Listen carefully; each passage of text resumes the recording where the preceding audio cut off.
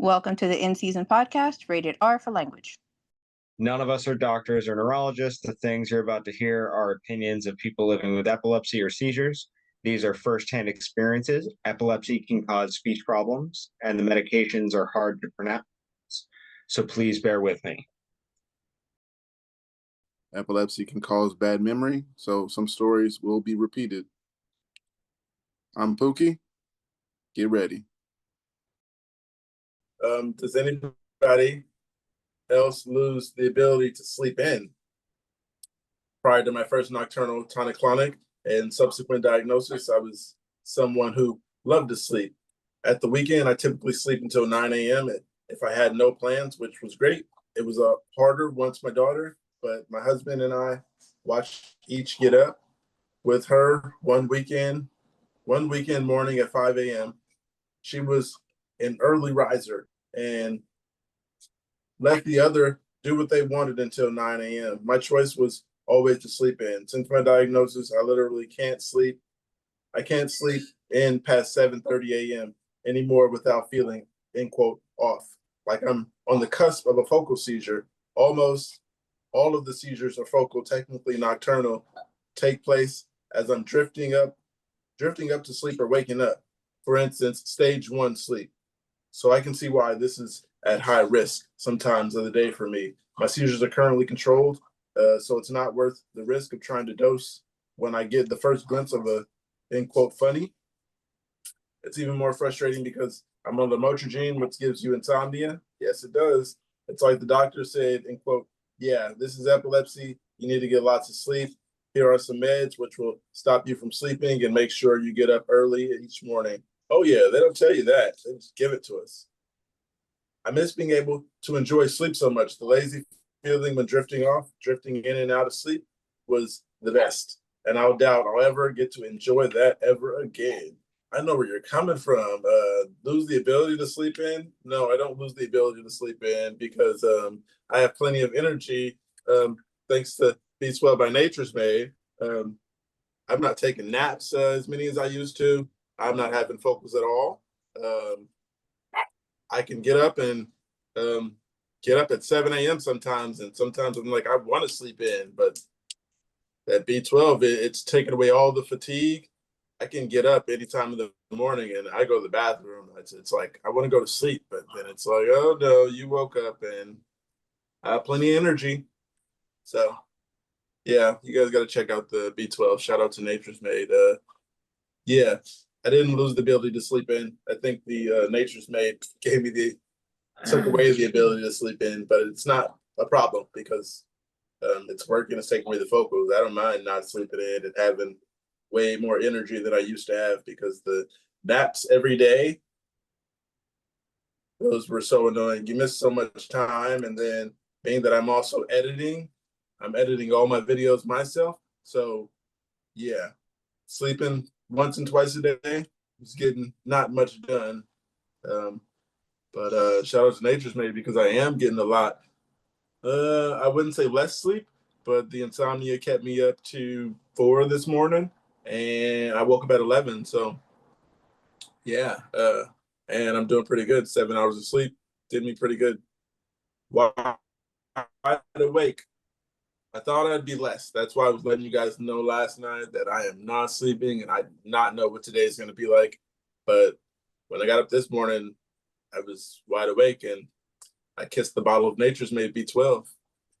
Thank you. And I got a new bottle, got to stay stocked. I don't want to have another focal. I don't want to go on that, streak I got to break. Yeah, love it.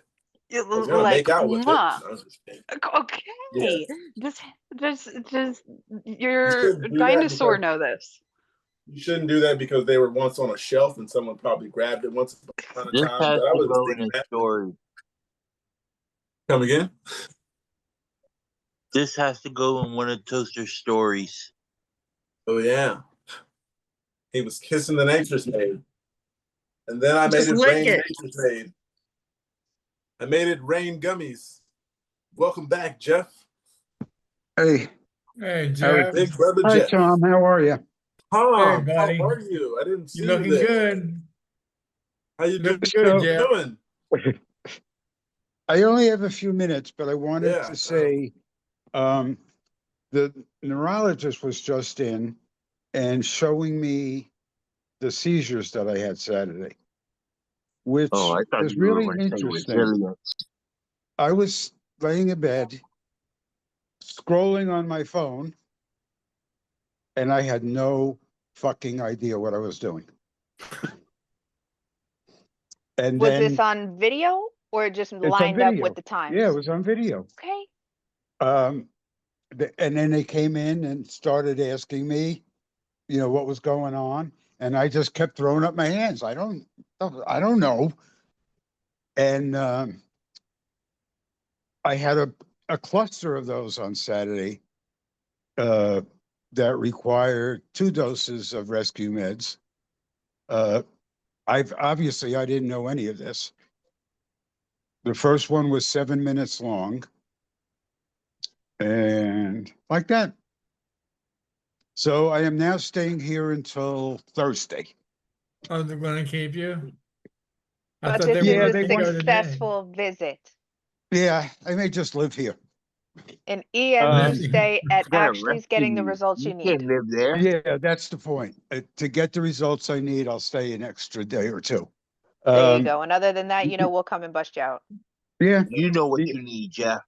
yeah. And the interesting thing is when this began in 22, all the seizures were on the right side. Now they're all starting on the left side. And they're totally different. Your focal points are moving. Yeah. Angel, what does that mean? Liz wants to know. Anne's not Basically- here. You can let her know. You can let her know that the point of origin where the seizures start is called a Yeah. focal. Hi. Okay. Hi. Yeah. Great Hi, Liz. question. We all have questions about what focal points are, why they're important, and they change. And sometimes you Yeah. have too many focal points, and that's why they can't do surgeries and things like that. So focal points are important to decide where your Yeah. treatment's going to go. They Ah. took you off of the B12? No, they didn't take me off of it. I'm still on the B12. There she is. And I think what the B12 may be doing is lessening the symptoms, the Yeah. after effect, because I had all these on Saturday. I felt fine all day. I mean, not fine, but my normal. Yeah. And I didn't have any problem on Sunday. I So think they definitely lessen the severity of the vocals. Yes. Excuse me. For me at least. I'm sorry, my daughter just made me tuna casserole. It was good. Yeah. So yeah, like you said, Jeff, it does lessen the severity. yeah, Because you remember I was telling you about my last one. It was just in the living room with my sister, and it wasn't that bad. Like they said, it was like 7 seconds. And when I got to the hospital, I was just ready to go. I was like, "You guys, I'm not feeling it. Let's go." This was going to be one of those times that I unplugged and walk out, but there was security there, so that wasn't quite an option this time. But you know me. yeah. Alternatives. Well, I didn't know I was having any. I thought the B12 took care of them completely. I didn't have any effects from any of them, which was Yeah. weird Yeah. because I kept saying I wasn't having seizures, and obviously I was. Well, good thing the doctor made it in to go over this with you. Yeah, for sure. Yeah. Anyway, I just wanted to get on and say that, and I'll be back later. All Thank you right, so thanks much. We'll for be here. stopping in, Jeff. All right. We'll be Bye, here. everybody. All right, buddy. I'll be talking to you. Okay. Awesome story. And nice to meet you, Liz. The icebreaker is, what's one thing you regret telling your parents? Oh no, I can't say that out loud. I can't say that on here. All right, Tom. Gotcha. Understood. Enough said. No, my parents were good. I have nothing bad to say about them. What's the worst thing I said to my parents? Just something you regret That's a telling them. long time ago, man. I can't think that far. That doesn't have to be the Gotcha. worst, just something you regret, maybe. Something I regret. Regret That was telling them. 9,000 years ago, Tom. Close. Somewhere around there. More or less. Ain't that long ago, but I don't know. Bad. Can I Regret. just say how quick that was? Who do what? That was very, very sharp and quick-witted of you. I thought it was hilarious. It was like 10 million years ago, and you automatically answered no, Well, I 12. didn't have the seizure. I had a seizure a couple days ago, so I'm all better again. Good, good. Yes, We were making sure Tracy you were was. okay. And thank you guys. I appreciate that as well as Tracy. Tracy appreciates that as well. You guys Yeah. are awesome. Twisted And we noticed, and then I appreciate turned your both of camera you. off. I did not turn your mic off because we wanted to make sure you were okay. But when Twisted noticed and we checked, then I turned your camera off. There's no reason but sitting here. You get it. I had a really stressful day that day. It was the end of the day and nobody was doing we had no supervisor. So we had a lot of Indians wanting to take care of everything, and I knew what I needed to do, but at the same time I needed to help other people. But so anyway, after I got home, I was out of breath and I didn't even have an aura, which I usually do. So Now, I have heard, I do have a very important question. I've heard that auras are the same as focal. Is that true? Yeah, an aura is a Yeah, seizure. it's a small seizure. yes. Sometimes. Not what the neurologist said. Well, Yeah, it all sometimes depends on as, which doctor you talk to. yes. Right. Shout out to I Nate. meant like every time I feel doom, it isn't necessarily a aura. It's just Well, I oh have a crap. lot of those auras. But when I feel the impending doom, I don't know. It's an I intensity never thing. felt that. I hear Again, that to a narrow it lot. down, what I understand is that you have to experience an aura while on an EEG being recorded to determine what it is for you. Because some people's auras, like Toaster said, starts off as that more of a panic, nothing with it, it's just like emotional or cognitive changes, and that's not always electrical misfirings. That could be maybe even a PNES or an anxiety attack beginning. But once you're on an EEG and you feel what an aura is for you, if it's like the sensory changes, maybe when you start to smell or taste something and that's when the misfirings happen, or if, it's just that deja vu feeling and something's going wrong, then you'll know what an aura is for you. Mm-hmm. Because there's a very broad spectrum of what Right. type of partial is an aura and if, what the feeling is for everybody. So again, Yeah, I gray never area, had touchy Here, auras. subject. I hear never had about auras. I impending got doom and startled stuff. and I've never had that. I've never felt as though the world's going to end or I'm having a bad day or whatever, I'm just, it sounds like I'm in a box or something. But yeah. Yeah. So Tom, I had one of those for the first time. The impending doom. And it was not fun at all. You'll see Just it when I step out in first. front of a car and just end it. I was just sitting The here doom on is camera. gone. I kept getting up and walking away, and I called the whole team, and I was like, "You guys, I need you." Everybody popped up, same second. I was like, "I cannot Okay. sit here right now." So Good. yeah, sitting here 10 hours that day, I was like, I can't do 10 hours today. But I did it eventually. I had to go get some. I went and got a vape pen, and that pretty much helped. Just weed stopped the nausea because I was getting nauseous as well.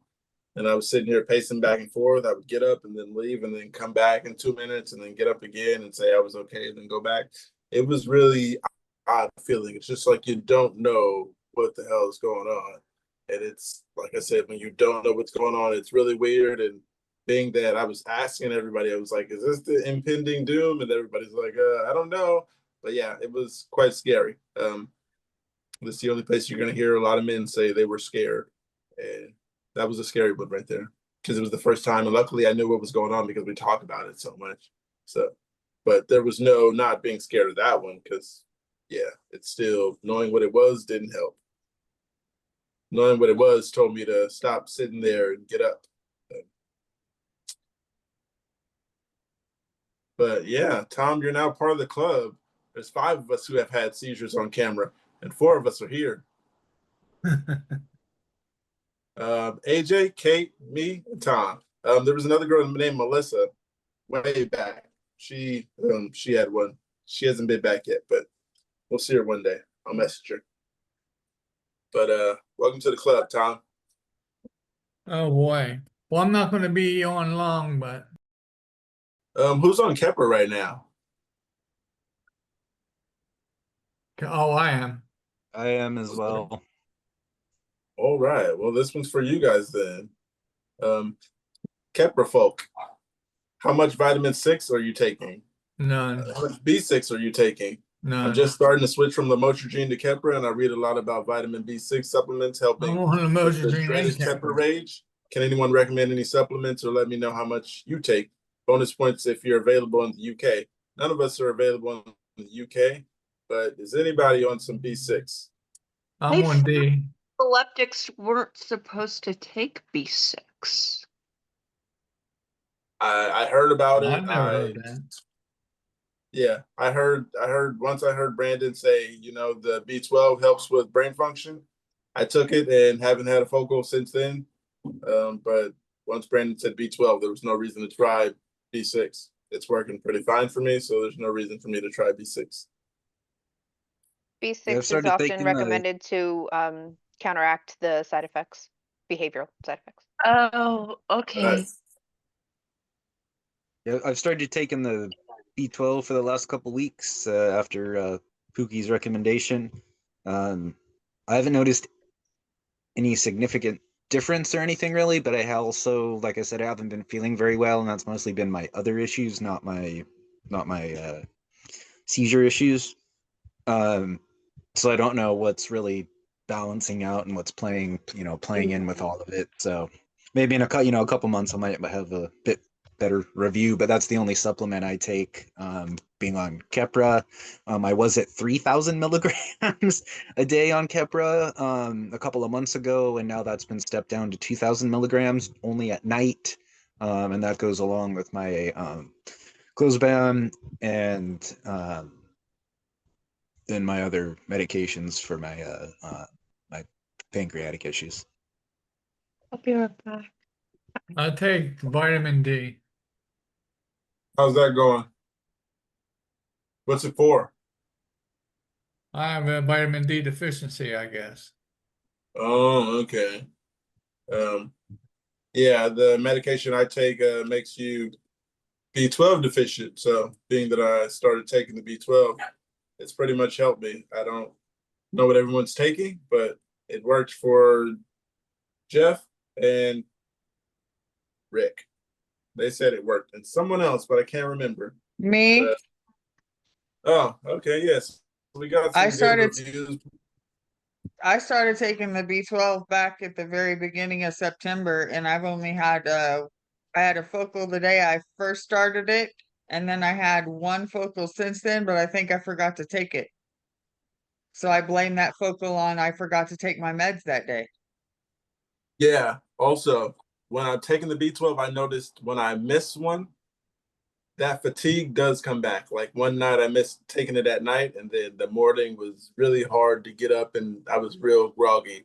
So as And then long as you knocks you. stick to it, if I stick to the twice a day, how it says, 3,000 micrograms. So I believe 3,000 micrograms per serving. So that's Micrograms. micrograms. Wow. Extra strength. I haven't been able to find them in stores. I've always found the 1,000 milligrams when I find them in stores, and those aren't doing me good, but when I go to Instacart and you go to Safeway, they have buy one get one, and it's worked for me. Just restocked. Yeah, don't run out of B12. You'll regret it. It was not a good feeling, and I was like, oh, I should not do this again. But yeah, I didn't have a focal for missing that one. But yeah, you do get the fatigue and everything, and all that came back in full effect. That day was really groggy, and I think I did end up taking a nap that day. If you're gonna start it, stick to it. That's my midday booster. And yeah, the severity has lessened. Yeah, my last one was 7 seconds, which is not common is the word. But yeah, and didn't have the post-ictal headache after that, which I did think was odd. So the first people about Keppra, the few comments here. One says I take B complex and the multivitamin a day, so I get a lot of B vitamins out of all of them, and not just taking B6. Another comment says just 100 milligrams at the moment. Cannot say I feel any difference in starting to take Keppra or mood issues. Good for you. Another comment says, I was taking B6 and my neurologist said, take B12 instead. Unfortunately, I can't remember the reasoning because I met him yesterday. I'm just kidding. One says, my 18-year-old daughter's neurologist suggested 50 milligrams of B6. She's on 500 milligrams 2 times a day of Keppra. Another one keeps saying, I keep telling myself I need to, but you know how our memory is. Yeah.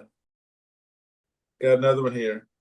It says, how long do you stick with a med before one gives you bad side effects? And yes, this is a Keppra thread. That's what that person said.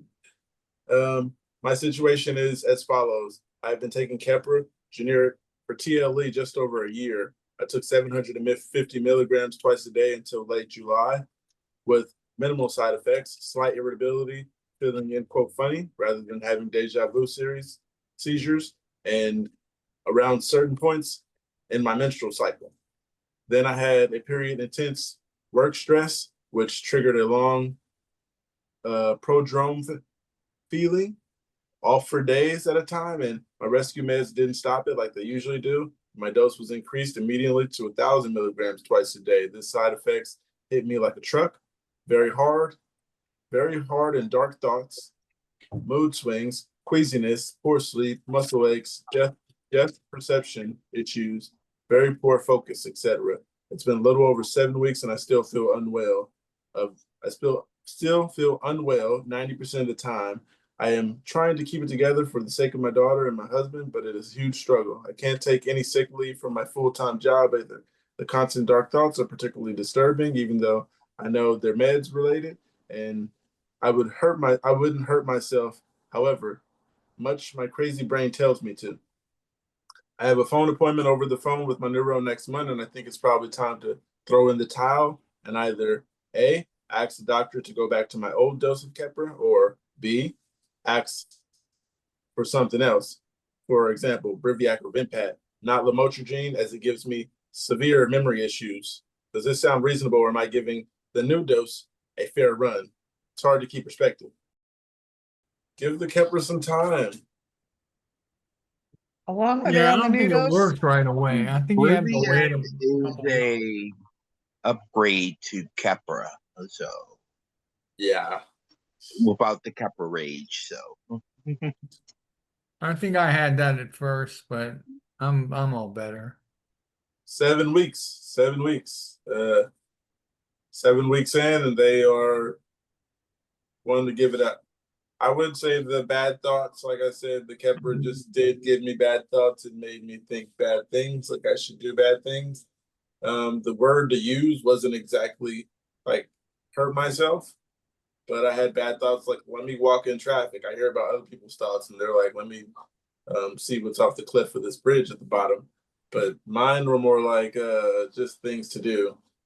How about we see what this balcony looks like from 7 floors up, or how about the middle of that intersection? Stuff like that. Just bad thoughts. But otherwise, yeah, those are gone now, luckily. and I haven't been wandering lately. But also, when I look at this calendar, if everything's going to be going as planned, there should be another seizure coming soon because it's every 3 months. Hopefully not, but I'm prepared for one. And shout out to Nature's Made, because last time that B12, it helped because the severity wasn't as bad, like I keep saying. My sister told me it wasn't that bad this time, which I like. I agree.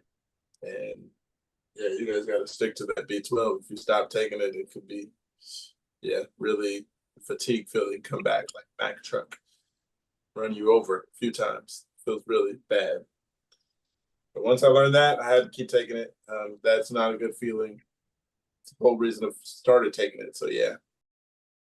How long would you stick with a med which gives you bad side effects? If the side effects 2 are weeks? something I could live with, then 2 weeks to see if it actually has the miracle of stopping the seizures. But if I have any indication that I'm still having the seizures and I don't like the side effects, we're off it.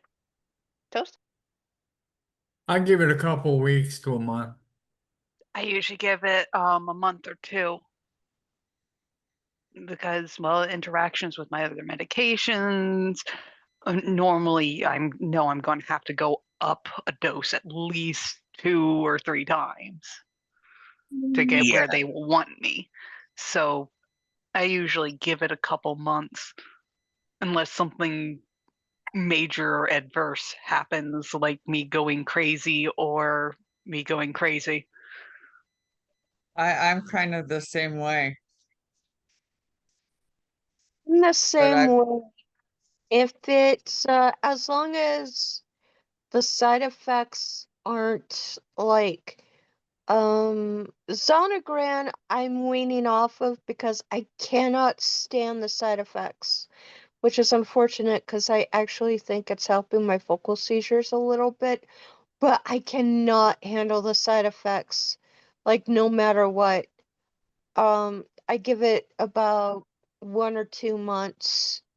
Um, and so yeah, 1 or 2 months. it really depends on what the side effect is. Because I mean, Yeah, if it's affecting you psychologically and it's, dangerous, putting you in a dangerous state of mind, then obviously you need to get off of that Yeah. immediately. But Yeah, if it's anything if it's allergic. right, but if it's more just, discomfort and things that may sometimes after a while, a couple months, your body kinds of adjusts and they go away Right. and things That's settle too. So I've had yeah, that happen. like the Lyrica, after the first few days was causing like my body to kind of shake and like some uncontrollable jerks here and there. And I texted the doctor and I'm like, as long as these aren't like sign of seizures or anything, I'm willing to go through them. He's like, no, like they're uncommon side effects, but you'll be okay. My sister, who's a nurse, is like, yeah, you'll be okay. So I'm sticking to the Lyrica. It seems to be helping. We'll see once I'm weaning off the Zonegran. I hope it works out for you. Oh my goodness, me too. There's another post here. Somebody saying, I've hit a new low. Just recovered from a partial, only to discover I've been eating my cat's dry food out of the bag.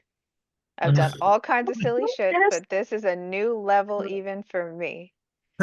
So here's another one of those posts about the funniest, autopilot moments. And When you're hungry, you're hungry. At least you weren't running naked through the town, through town. it could have been worse. You need a Right. bag of Snickers. some Definitely could have been some worse. some cat food is expensive though.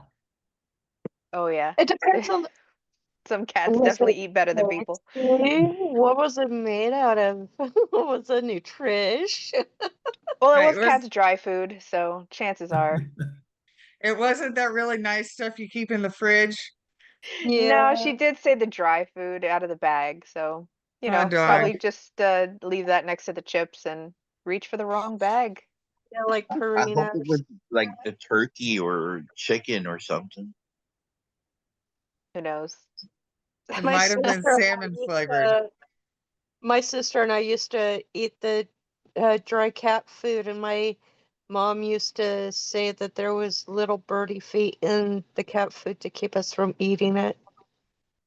Some of the other comments here are saying, well, it's not that kind of low. I do constantly weird stuff around the house. For example, I wanted to put something in the recycling.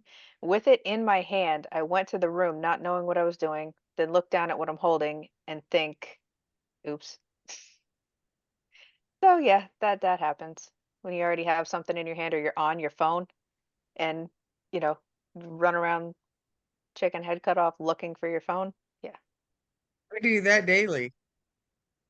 Yeah, Yeah. that's not even I'm credited looking to for my phone post-ictal. while it's Yeah, in my not hand. even perfect. Hey, Not I had a even friend who did perfect. that yesterday. He was looking for his phone. He was sitting there and he's right in his hand. I did that Like you're yesterday. talking to me right now. Or Hey, we're all on the same page. telling the I'm person telling that you, they that's why I can't bring find up the when I have phone. these little ones. Like yesterday, I couldn't want, I'm interested in hearing when you guys have seizures on the same, like within a day or two, because I'm starting to think like lunar cycle might have something to do with it. It's I happened want all them to too put. often. I You want them to know put that me the in a full car when they. moon. Maybe our seizure cycles are starting to like get closer together. Hey, as long as the ladies don't all get on the same cycle, I can deal with it. There Are is our been seizures studies. are our There ha- There seizures has syncing up like women's menstrual cycles do? yes. Yeah, that was what I was gonna bring up is There's that's been actually been studied. studies that the full moon actually ups the chances of seizures.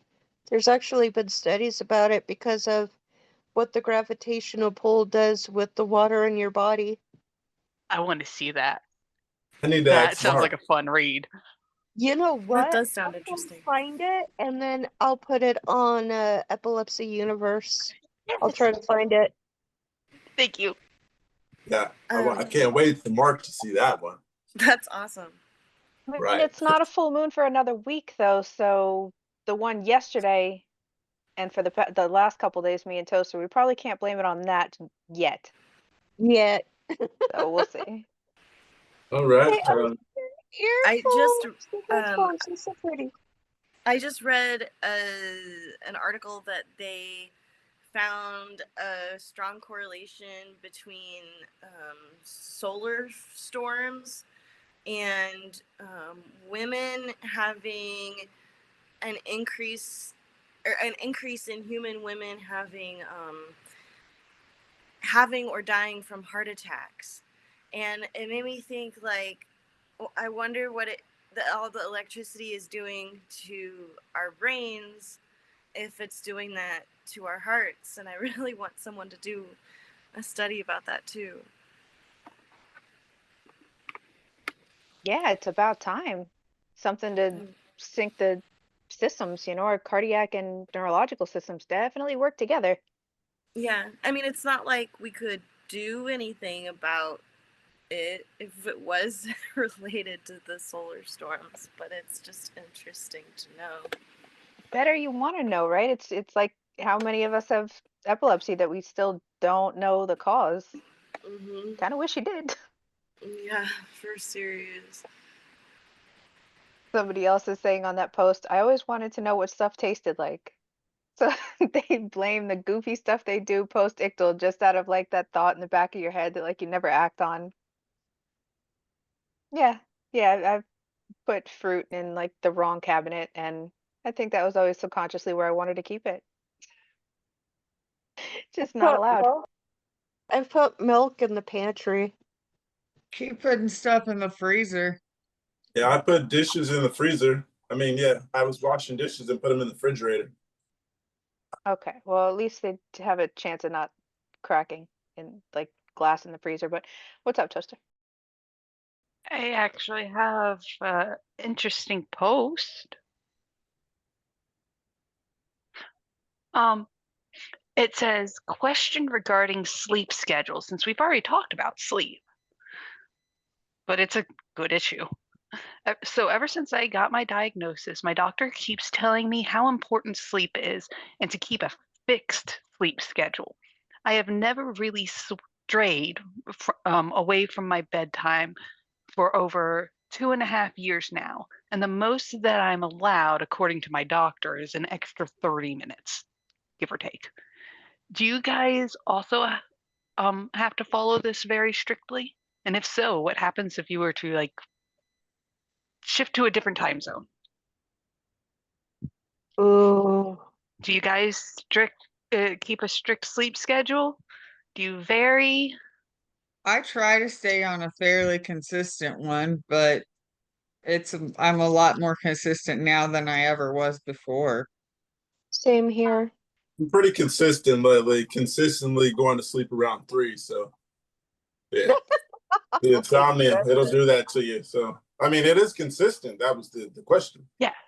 5 hours of sleep, like getting a consistent amount of sleep, maybe within like 2 hours of each other. I still consider that consistent. If I can sleep from like 5 to 10 every day, then that's just my schedule. And yes, I'll have like one day where I, sleep like 3 to 11 or something, like have a kind of catch up day. And that AJ, you sleep hasn't for seemed to be a problem. 15 to 18 hours. I'm sorry I interrupted you, Kate. I was just shocked. I seen that too. AJ, you said sleeping 15 to 18 hours. Was that after a seizure or just regularly? That's a lot of sleep. Regularly. After a seizure, I sleep up to maybe 32 hours or more, depending on the type of my seizure. Wow. Wipe you the fuck out. Oops, I didn't mean Is to that cuss. per day 15 hours or like in a row 15 hours? Like, do you wake up to drink some water? No, I wake up sometimes because my blood sugar is low and I'm not able to drink or go to the bathroom, and I just pass out in my sleep. Wow. That is a lot. That it is. I have a question. AJ, do you have a nanny cam? No, I just installed my professional camera with sensory for loud noises and movement, and in case of emergency, That counts. it gets triggered and alerts all my contacts in my phones with like emergency when the earthquake is, it cannot be stopped until it's seen. Nice setup. I like it. Yes, still had seizure and was not activated because it did not see the seizure itself. I did not have movement. It was a hard seizure. Kate knows how my seizure are. Yeah. What was I gonna say? I do have a camera. It's right here in front of me, and it can see my whole bedroom pretty much. It's good to have it when I'm sitting in this chair for 10 hours. Not that anything is gonna happen, but the what ifs is always there. Anything is possible these days. But yeah, regular surveillance. You don't need nanny cam. Mine is right here in front of me, and it notices when I turn over at night. I turn down my notifications because I wake up with 43 notifications that I moved in the middle of the night, and then I do the time lapse and turning and flipping and flopping. Other than that, yeah, turn the detection up so it'll see everything and detect every movement and sound. Like I said, I turn the detection settings up nighttime, late night. But if you have it on your phone, you're gonna need to turn the sound off or mute it during the night. Yeah, I did not do that once, and then I'm a light sleeper, and the ting, ting, ting every few minutes where I'm turning over and hearing that, it'll get you. Next thing we're going to do is call out another celebration for the great Angel being here 100 days on September 6th. That is his official anniversary, and we're going to celebrate right now. Love having a book. Hooray! Seizure free 100 days. Nice. Yes. What else was I gonna say? Oh yeah, I left because someone was knocking on the door, and yeah, and he was giving me this bowl of, I believe it's chicken. There's some type of noodle in there, and then there's some rice and some corn and something else. But the first one he gave me, I dropped it. Um, yeah, so that's why I was gone for so long, because I was sweeping up rice and noodle, and then yeah, and then he brought this one. But yeah, I did drop it all over the place, which was really bad. Forgot my medication last night. I forgot to take my nightly dose of lamotrigine. Now I'm terrified to have a seizure. The one and only time I missed a dose, I had a seizure 2 days later. How do you handle a missed dose? I woke up at 4 and took it, but I don't know what else, if anything, I can do. Feel like I'll just be sitting at home all weekend waiting to have a seizure. Well, it's hard to not stress because obviously that could cause a seizure, but that's the best thing you can do. You took the dose as soon as you remembered. It was within, that 6 to 8 hour, like reasonable amount of time.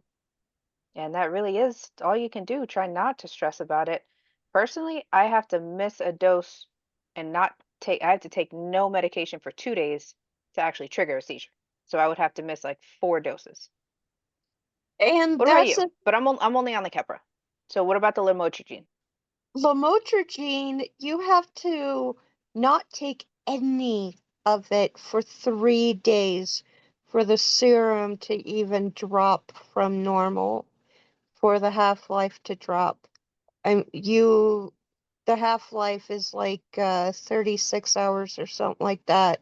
It's really hard actually to have a seizure if you miss lamotrigine, if lamotrigine is your primary seizure medication.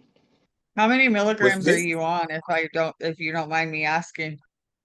Me, I'm on 800, but I've been taking lamotrigine since 1999. Well, that's a while. Yeah, I know quite a bit about it. I've been taking it since it was first in public circulation. so I with take it. Yeah. Go ahead. Yep. lamotrigine for me, uh, I forgot what I was gonna say. Um, what was the beginning of what you were talking about?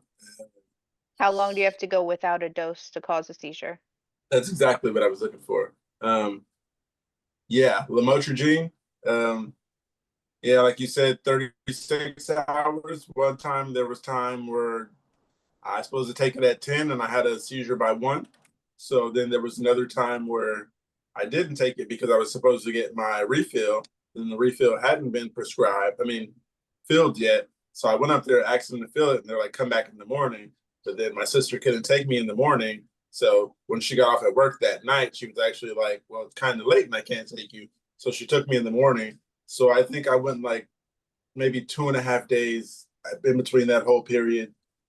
So I didn't have them that day in the morning, and I didn't get them that night. So that's one day. And then the next day she was supposed to get off work and take me, but she couldn't because she got off work later. So that's 2 days without them. And then the third day got them around 4 p.m. And I didn't take them until 10 p.m. So yeah, it's unpredictable. And I didn't have a seizure. So that was the difference. I was on guard. I was waiting for one. I was just smoking pot and sitting around, and could be the cause. Maybe you just need to smoke pot and sit around. I don't suggest that. Yeah, I have missed countless doses of lamotrigine and never had a seizure, so over the years. So I'm only on 200 twice a day. That's what I'm on. I was on 300 for 20 years. I mean, not 300. I was on 600 for 20 years. I was on 100 for 2 years, 200 for 2 years, No, oh my gosh. Okay. I was on 200 for 2 years, 400 for 2 years, 600 for 20 years, and I've been on 800 for 6 months. Okay, so you know your half-life pretty well. Somebody's a bunch of people are just saying that they take the next dose. Take it immediately when they realize they forgot the next morning, and not to Exactly. stress, let life go on. Yeah. Yeah, I've been taking lamotrigine for around 10 years. I just checked my records the other day. So I took Mhm. Dilantin for like 4. Actually, I think it said Dilantin for 6, Keppra for 4. And then this year would be the 10-year mark with the lamotrigine. And life's gotten better and better. Better and better in the last 10 years. So I went from around a lot of seizures a year to maybe once every other month. And then that was like a year. And then they went from once every other month, every other. So it was like, I didn't understand. And then it went down to 3 to 5 a year. I went 1 year with only having 3. Then the next year I had 5. So I was like, what am I doing wrong? Because it was nice last year. And this year I've only had 3. So Congratulations. That's awesome. yeah. That's why when I go back to the doctor, I know since I have a new neurologist starting, and it's going to be telehealth, and I already have my mind set. I know that since it's a new neurologist, he's most likely going to ask me a bunch of questions and then try to give me something what he thinks I should take, and we're not switching. So that's the plan. It says that don't back down. You don't back down from these doctors. Nope. There you go. They'll take advantage of you. They'll tell you whatever they want to hear and give you whatever they think works. Try to Know say your body. Eptologists. They really work with you. Eptologists, I find that neurologists, because they specialize in a lot of more stuff, like they're a little bit less knowledgeable. But if you get to an eptologist, they really, really like zero in on the plans and they know what they're doing. That's what I've noticed over the years. I had my neurologist for 20 years. So when he expired, retired. Yeah, he might expire soon. He's kind of old. But when he retired, I was like, wow. Yeah. His time expired at that hospital. I don't know what he's doing with his life these days, but he said he was retiring. So there's that. And yeah, he was pretty good. I understand you said epileptologist my focus, but that guy was fucking awesome. Like I said, I got my seizures down to 3 to 5 a year, and he did that within 20-year span, and it within time. Yeah, I was in no rush. It got better. Yeah, know your body. Take care of yourself. Don't let people just tell you whatever. We learned that from the great Anne. Yes.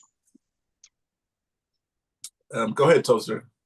Oh, well, first off, that waving was I was waving hi to Raven because she turned the camera back on. So sorry about that. That wasn't a hey, listen to me right now type of thing. But if I do have another post. Found a way to stop my crippling morning myoclonic plus depression wombo combo. For the past 2 months, all of my seizures have both increased in numbers and intensity. I have been effectively catatonically depressed for 3 hours every morning while sitting in a recliner to prevent a fall during the TC. But about 4 months ago, I started playing piano, and now I have found that if I wait only an hour and then start practicing, it stops all the seizures and depression within minutes. I have more than 10 functional hours of the day again. Pills keep me asleep forever too. Has anyone else found something that like this that turns a shitty day around? I mean, anything we find to turn a day around, how does it really compare to that? What did they describe as like in that post? Oh, What they're turned their day around? describing their hobby as a pianist. Oh, okay. Yeah, I mean, if you have a hobby and have the time, a book or a puzzle or something that you can actually be able to focus on, then yeah, that can definitely turn a day around. Hobbies are a big deal. As y'all see, I draw. No, your Yes. camera's off. I can't see anything. No. As you guys on Epilepsy Universe, I drew the picture of my sister's dog as a service dog. Remember? Did you see That that? is a very open-ended question around here. But I sorry, no, remember. I I didn't saw remember. that picture. Yeah, that was me. I'm not Do good you about it. remember is always going to be a no. Oh, well, I'm We sorry. I have thought something. goldfish memory. Don't worry about it. I'm sorry. The cartoon picture of the dog with the service dog, the The cute cartoon one with the service dog. smile. I Yeah, remembered. that was me. Was wondering about the hobbies and what you do to turn your day around if you're feeling bad. What do you do? I don't want to show you, but I pretty much edit videos. And if I have some weed, you know how that goes. Uh, Oh, good yeah, grief. We'd editing always turn videos. things around. But I got something here. It says, "How do you cope after a focal aware seizure?" Meaning that I'm not having them much often. I don't know. I kind of just hang around people and hope I don't have a seizure. I used to think that was like a precursor. So that was my coping, just hoping nothing turns into a tonic.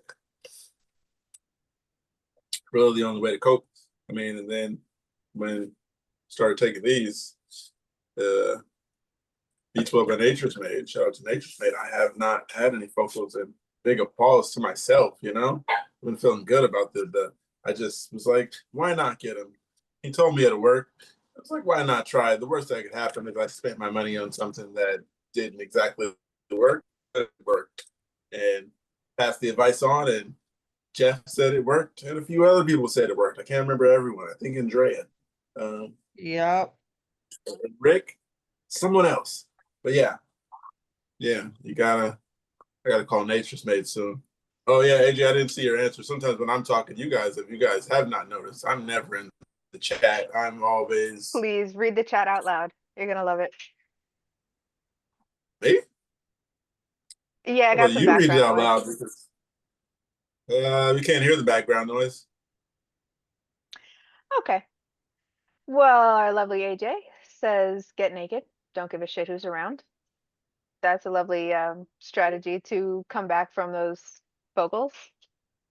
I have them so much Best that answer yet. I have them so much that I don't know. I just don't do anything. It's just, oh, all right, I had one, whatever. For the comments on this one, the coping part, the first one, you guys know the great Rick. It says it actually depends on how you feel afterwards. Some of them after it passes and I'm tired, but I usually just carry on as usual. A few of them left me totally exhausted for days and I'm not being able to just really focus. So I turn into an excuse to sleep a lot, listen to music a lot, and not do much thinking. Love that answer. Another one. The what is it called? The moderator from Focal Aware Epilepsy, named new organization, he said I would just stick around the house until my 2 days of cluster stopped. Wow. Also treat my awful headache, pretty helpless. 2 day cluster? Get some Oh, I B12. get 4 days. I get 4 day clusters.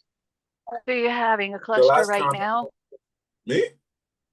No. Not that I know of. Tarina. Oh, no, yeah, I am. They're coming every 40 minutes. Oh, I guessed.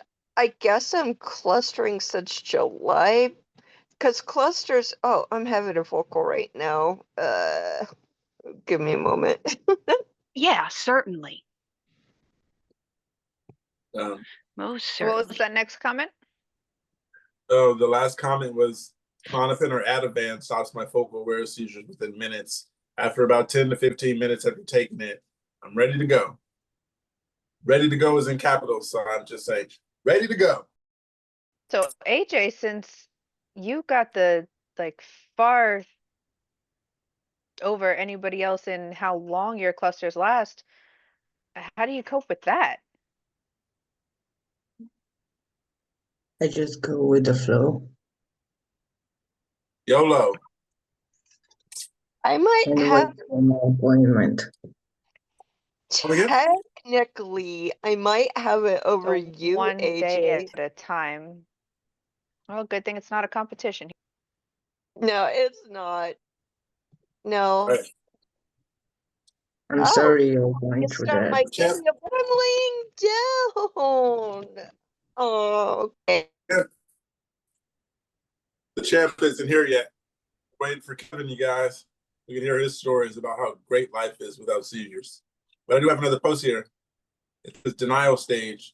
Anyone else experience a in quote denial stage of a seizure where you're into the seizure and you're feeling weird, but you tell yourself everything is going to be fine and it's something else, just stomach being off or med side effect or anything. This happens to me every single time, to the point where I've just accepted I'm not in control of it and it is part of the seizure for me. But I'm wondering this happens to the same to some of you too. I just had a pretty gnarly focal, and that started me going outside and telling my husband, in quote, I feel weird, but I'm just kind of nauseous. Must be the meds. I'll be okay. It's not a seizure. Boom. 3 minutes later, eyes dilated to the heavens. Everything gets really freaky weird. Heart rate jumps through the roof. Oh, yeah. I didn't just feel weird. I was having a seizure. Why did I not realize? It's always so obvious after the fact. What is up? What is up with the denial stage thing? My husband knows now. If I tell him, in quote, I feel weird, that means seizure, but I still wish I could just recognize and accept it instantly on my own. Denial stage, I was in denial for a long time, very long time. It's not good for you. You got to be like, hey, roll with the punches. Yeah, you'll get over it in time. It took a lot of time, but it gets better with time. I always say that it gets better with time, but it's gonna I get would way worse before it gets better. It's gonna get I, I would agree with you about the denial does get better with time because I had it real bad at first too. I used to just try to ignore it and go hang out with my friends and not care about my epilepsy. Um, I was in a gang, and then I would just tell them, we're not going to tell my mom this time, or she's going to not let me hang out. So having seizures with friends and gang members, and they're like, "Hey, he's okay. We won't call the ambulance." But that was good, though. They knew how to take care of me. They knew how to handle it when I had a seizure. Great friends. Um, yeah, Hey, y'all, I think I'm gonna take off. yeah. It was great being here, and hopefully I'll be here. When's the next time? Friday. Okay. All right. Okay, I'm probably gonna take a nap because these vocals are getting me tired. I thought that I would be able to stay, but my brain's starting to melt. But Go all rest. right, Go I'll get see And some you rest. it was later. nice meeting you. And no worries, people drop in and out all the time. All right. Thank you. Nice to Have meet you, Miss Darina. Thank Nice to you. meet Yeah, you. you actually joined the Nice team to now. meet you. Bye, everyone. See you later. One of the comments it says, yeah, for like 2 years, I've been having tonic-clonic seizures, like the muscle lockup one, as I'm falling asleep sometimes. Still haven't told anyone for some reason. I had an excuse every time, just assume I made it up. I just don't want to deal with it. Another one says, yeah, I have complex partial status epilepticus every time. Oh, okay, so it doesn't say every time, but it says, yeah, I have complex partial status epilepticus. I haven't had a seizure in many years, but I used to try to convince people I was just sleepy when I was actually mid seizure, trailing off, etc. Seems dumb as hell, but it's my subconscious running things at the point. So who knows?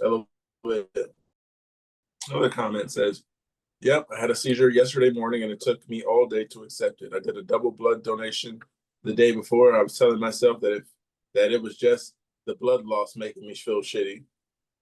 Possible. Has anyone been told that they can't do the blood marrow thing because of your epilepsy? Me, I was told no donation because of the benzo, yep, because of the medication I was taking. medications. Oh, out of being that I don't take a benzo. The reasons why you could not do it, epilepsy was on the list. So I wasn't sure what that was about. I didn't ask why. And I was just like, okay, I see it on the list. I'm not just gonna go join, but they do pay well. And it's right down the street. And yeah, 3 times a week for a month, I think it was like $800. And I was like, okay, nice. I don't make that much. I don't make anything because I have epilepsy. But yeah, I don't want to go there and have seizures on them and stuff like that because it's bound to happen. Every time I say, don't follow my first mind, something bad happens. When I follow my first mind, usually goes good. You guys got to make a decision and go with it, because if you don't, you're going to regret it. And that is exactly why we aren't allowed. As a former, I was a phlebotomy technician for a very small time. So a technician, I'm not a phlebotomist. I'm not the brains behind the outfit. I'm the lady sticking you in the arm. But the seizure is the exact reason why you can't, because they use hard needles, and if you start seizing with the needle where they're getting the blood marrow, the plasma, the blood, it doesn't matter where, they are liable. And so it's a lawsuit thing. Physically, I don't think there's actually any reason why you can't give the marrow like you could with plasma and blood because of the benzos, but it's still too much risk. We're having quite a few seizures today. As always. Nice. Another Answer, normal as EEG. always. I Great just had an answer. EMU stay that extended after 12 hours, with the epileptologist saying none of the episodes showed on an EEG.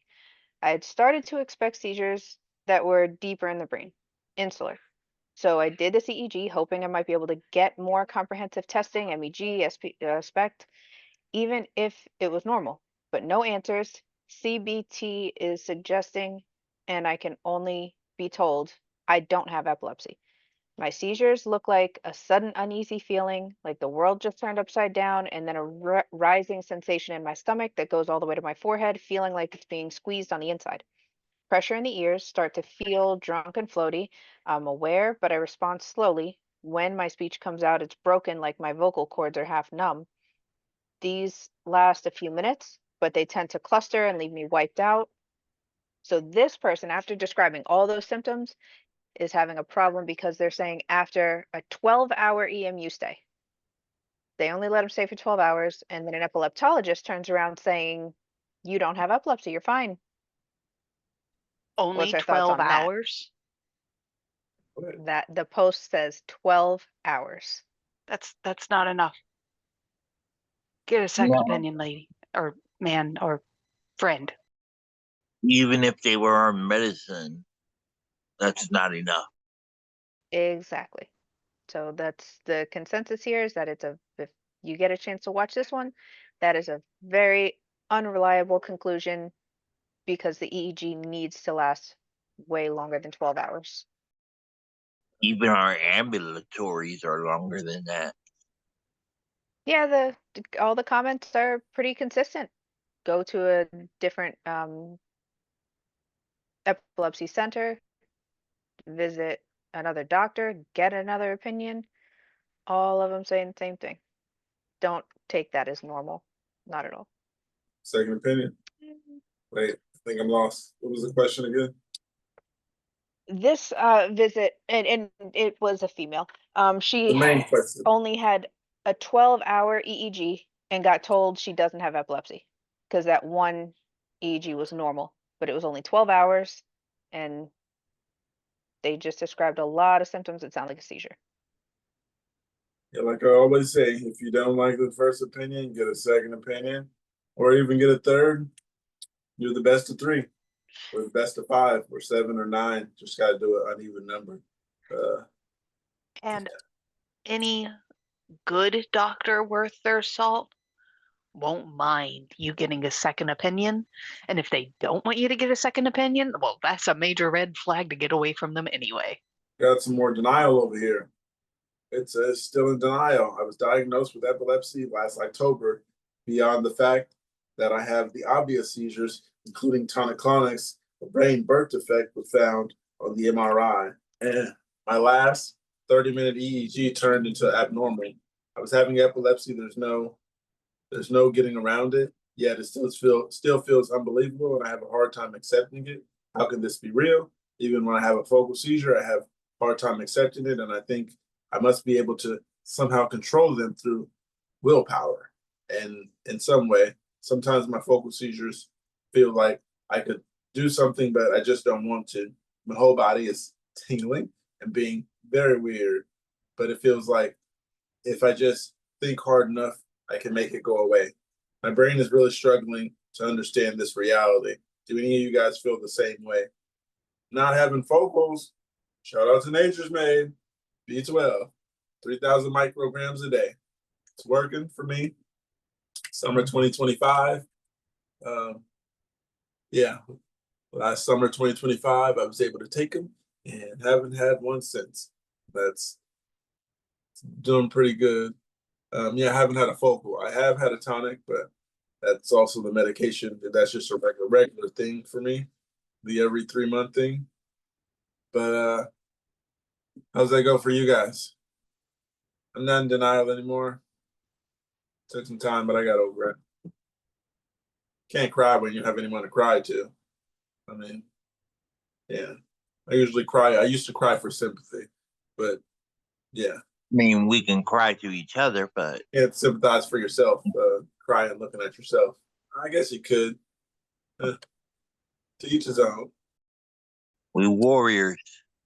Some of us. And sometimes just crying with ourselves for a little bit gets it over with, so nobody else can give you their opinion on it. Okay, so actually I could go back on my word, what I just said, because I have like cried alone, and I just did it so I can get some screams out, and I just screamed to the top of my lungs because I was alone. I just need to get that out, and it felt so much better. Crying can be therapeutic. I try that more often. But the still in denial part, no. First comment here says, don't worry, I was in denial for at least a decade. You're far from alone. It's a hard thing to acknowledge and accept. Great advice. Another comment says, yes, oddly, after nearly a year of being diagnosed, after several seizures, having seizures, but it is being missed like a huge chunk of my childhood and entire adult life, and the diagnosis making so much sense. I still question the diagnosis. Does that make rational sense? No, but we are here. I shall say, I'm not in the exact denial. I just have moments where I question it, thinking, what if they got it all wrong, etc., etc. I don't think they got it wrong for me. The doctor was just like, oh, you had a seizure 2 days ago and you have one now, so we're going to say you have epilepsy. I believe him. Last comment here says it's a very hard thing to get used to. Nobody thinks they'll ever get sick until it happens to them. Correct. Gotta like that comment. Being a burden to others. I have uncontrolled epilepsy and my seizures are frequent. My tonic-clonics are controlled, but my focal awares and unawares are gnarly and often come in clusters. I feel like I need a constant supervision and I become a burden on my husband. And at the same time, I don't want to get others to understand how to deal with me in this state. Not even out of embarrassment. I just don't want to terrify them. At least my husband knows how I work, but then he has the burden of always having to care for me. I don't know what to do. I don't know how to handle this loss of independence. I know many with uncontrolled seizures live alone. How do you guys do it? My husband sometimes snaps at me when I try to develop a safety plan or show fear for the whole thing. The burden of taking care of me and the emotional after effects are getting to him. I spend the morning crying. I don't know what to do. I don't think I can do this anymore. I'm scared I won't get hurt. I'm scared I won't hurt myself, but I have a hard time coming to terms with this. I guess I'll just vent. Is there anybody who can relate to this? Yeah, I totally relate with you, except for the part about your significant other making you feel like that. Because I don't have exactly anyone here to be significant or another. So yeah, the burden part. Yeah, I know what you mean. Can't let someone make you feel bad for too long, because then it's not gonna end well. A lot of people, they let someone make them feel bad for so long and they keep it in, and resentment builds up, and then you finally explode and you end your relationship because some stuff happened 10 years ago that you didn't bring up, and now it makes you hate a person. So there's that. Don't let anyone make you feel bad. Don't just sit around and not say nothing. Let it linger. That's a personal thing. I don't let things linger. Angel? It's a tough one because even now I still feel the burden part, you know? I do too. Yeah. Yep. But it's like you gotta it comes with the territory, and I'm doing my best to make sure that everybody I know around me is aware that I'm doing the best for my seizures, you know. I'm keeping them in touch with my medications, and I got my camera to alert people. So it's, it's like I'm doing my best.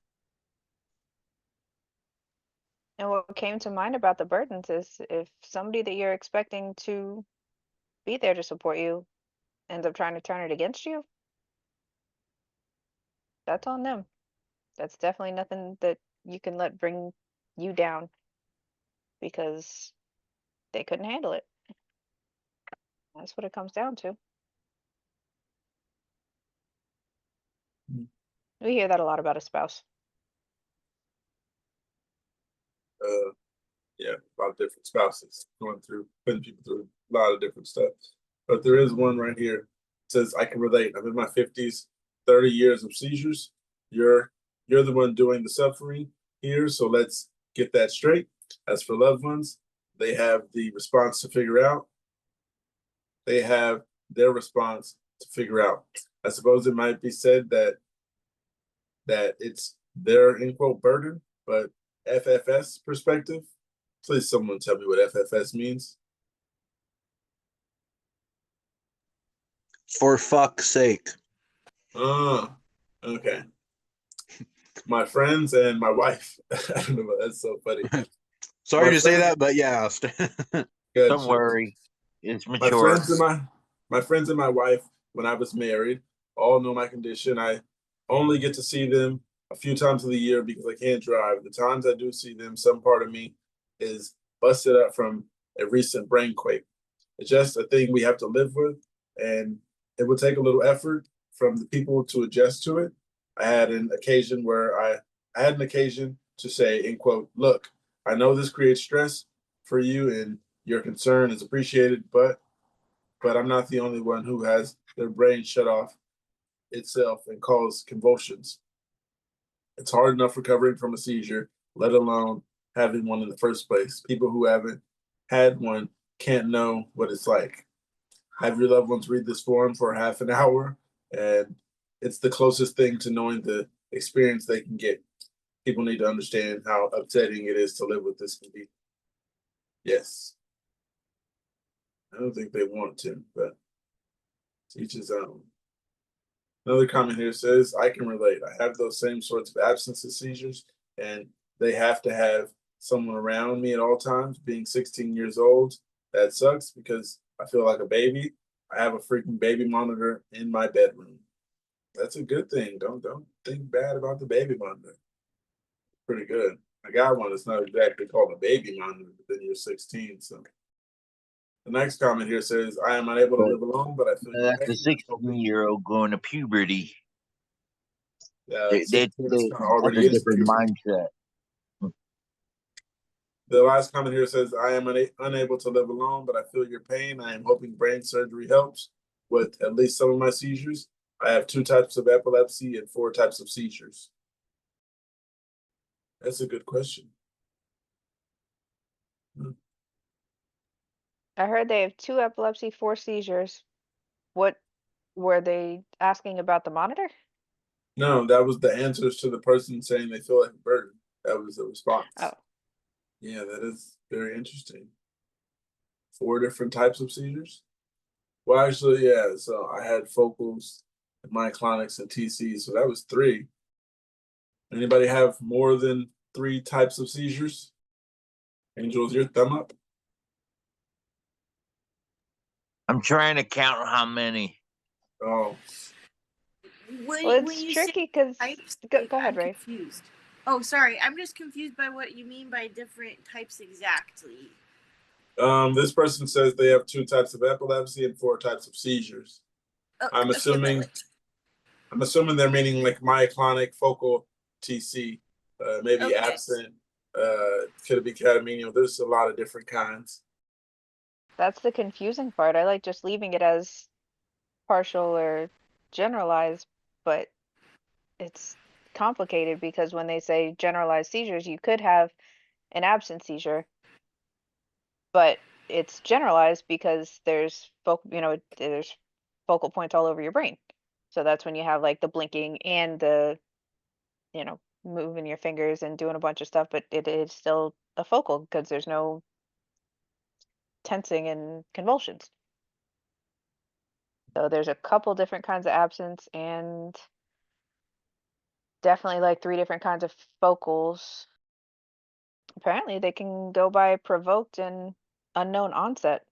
Seizures where the underlying cause is unknown, so technically that's like all of the ones that are breakthroughs. Anytime you're taking your medication and having a seizure that you weren't expecting, those are their own kind too. So yeah, I think if we all got down to counting, we would probably fall in the same category of having a bunch of different kinds. This one is asking about a dysfunctional family. They're saying they're just looking for advice. Lucky to have a strong support system around me, wife, kids, in-laws. I come very small family on the side, but ever since I got diagnosed 4.5 years ago, my parents and sisters have just added to stress by not caring and just constant fighting. It adds to my anxiety, but I try to let it go. I always give in to be the better person in the family and get everyone to agree and not fight. How does everyone deal with this difficult people in their family? You take over here, basically. How do you deal with the difficult people in the family? I avoid people.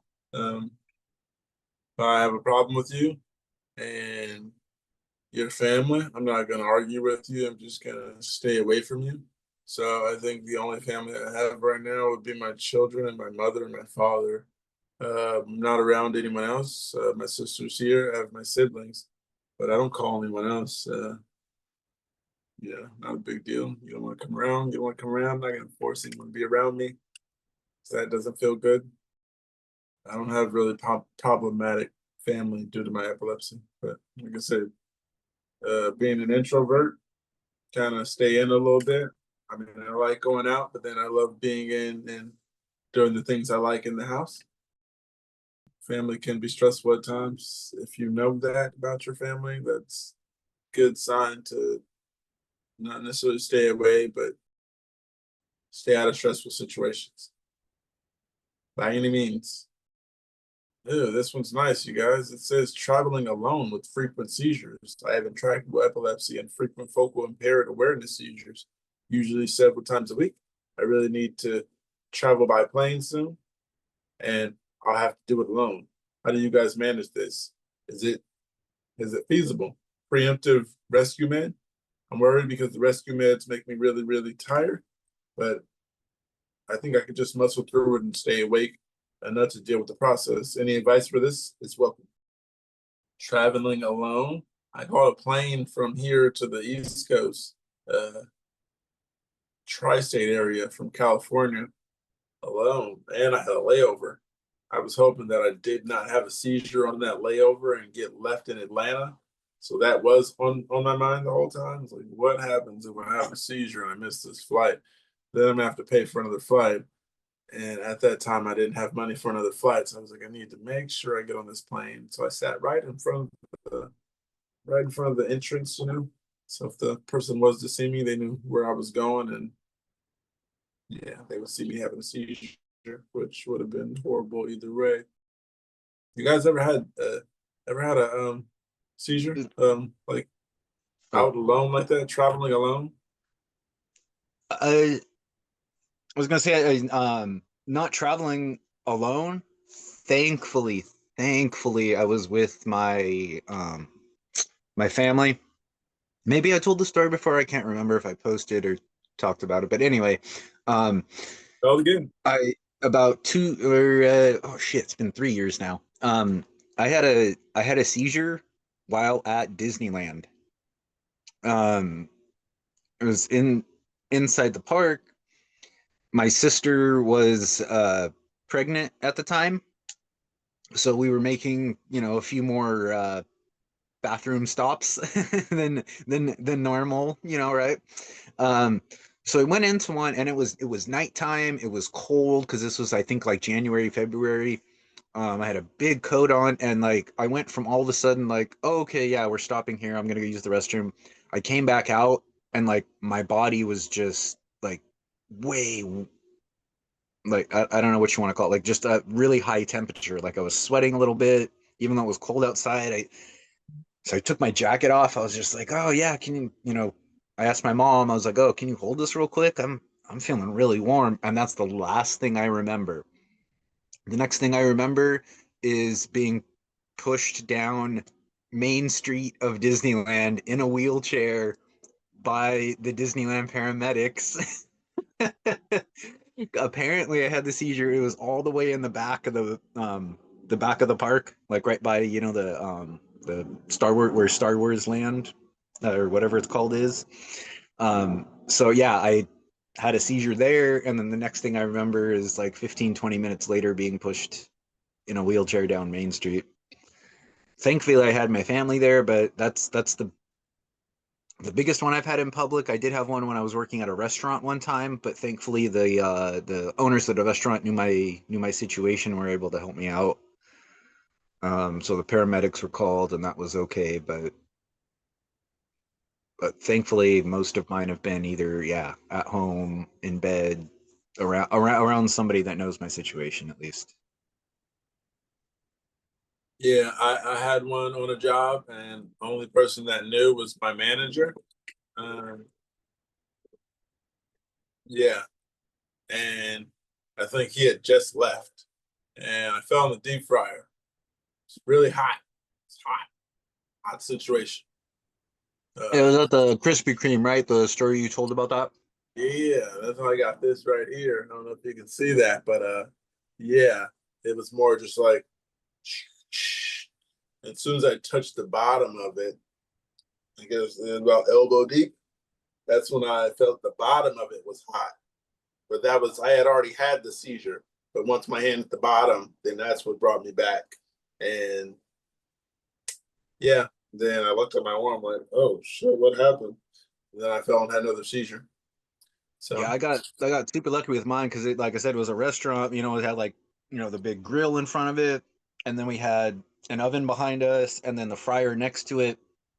And the last thing I remember is I was cooking some stuff on the grill, and then all of a sudden I'm laying on the ground in the kitchen, and there's paramedics next to me. So yeah, I don't know which way I fell or whatever, but all it had, I probably fell backwards. All it had to be was me falling forwards, and I would have been on the grill or into the fryer too, just as well. Like with your situation. So I feel like I got lucky out of that one. Not trying to disrespect you, but oh I'm just no. saying that, yeah, that That's tough, man, because I was that close to having the same. Yeah. Yeah, that's a rough one. I had pictures and stuff too. My fingers have like blisters and stuff, and I just Yeah, took you took a you sewing posted needle. Did I show yeah, you in the that video? not no, I don't think I saw the video, but you posted pictures in that the thread that we had with like showing like the worst injuries we had from our seizures and stuff. Yeah. So you post, yeah, you had something that was like the fresh scar on your arm and all Yeah. of that. Yeah, I Like saw that. blisters on my fingers, and they were so tight that they felt like they were just gonna burst at any moment. And it was so tight that it hurt. So I took a thread needle, just went through it, went through the other one, went through the other one, and I was recording it at the time, so I was just dripping and dripping and dripping. It was hilarious to me, but yeah, I got a video also, like I said. So Yeah. one day I'll post it. Great video, man. I mean, the after effect. Tom, looks like you're eating something good. Tom Chicken 101. tenders. Life is good, huh? Big bag of chicken strips from Costco. Costco Nice. bag. Yeah, I need to go there. Use your Costco discount. Right. A Costco discount. You And didn't your need own all the money. samples? Tom's one of the sample guys. I'm a sample guy, but I don't eat the samples. Man, that damn light. You ever try any of the samples? Of course I try them. But I mean, I could go around and eat all the samples I want, but I don't. If there's something there that uh, tickles my fancy, here you go. Here's a sample. Mm. It's a frog. How's it taste? It's good. Okay, nice. And it's not deep fried. Do you guys get like free pizza and the snacks? I mean, the food they have there? No. No, that We sucks. get nothing free. Well, actually, we do. Mm. Every now and then, Costco will overbuy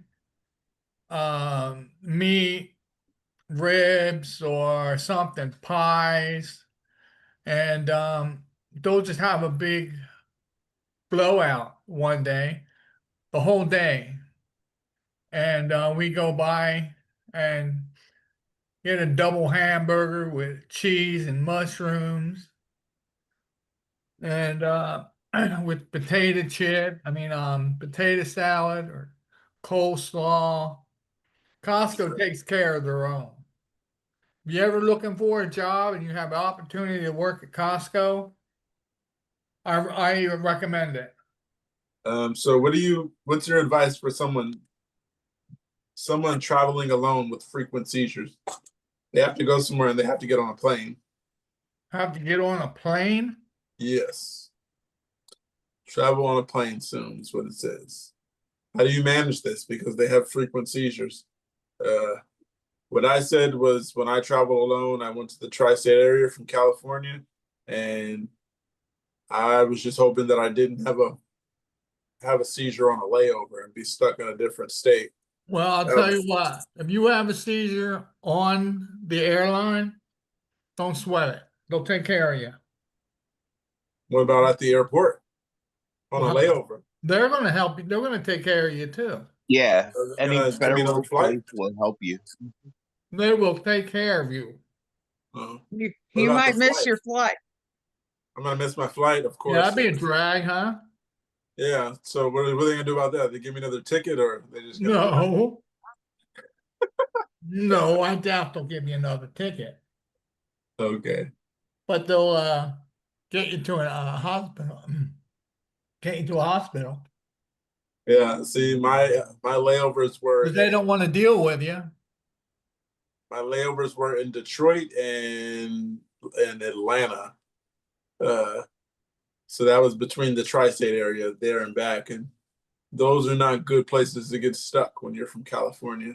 Okay, I suggest you get a flight with some AirTag. layovers. Oh yeah, get the straight flight or get an AirTag for your Most family. places carry AEDs, like in emergency places, where they can break it open if someone has a seizure. What? So There's a federal places and airlines. They'll have like it. It would look like an emergency box where the emergency box will be, and it would say AED. Okay, how's that going to help me out? Yeah, so they can help you. Okay, good to know.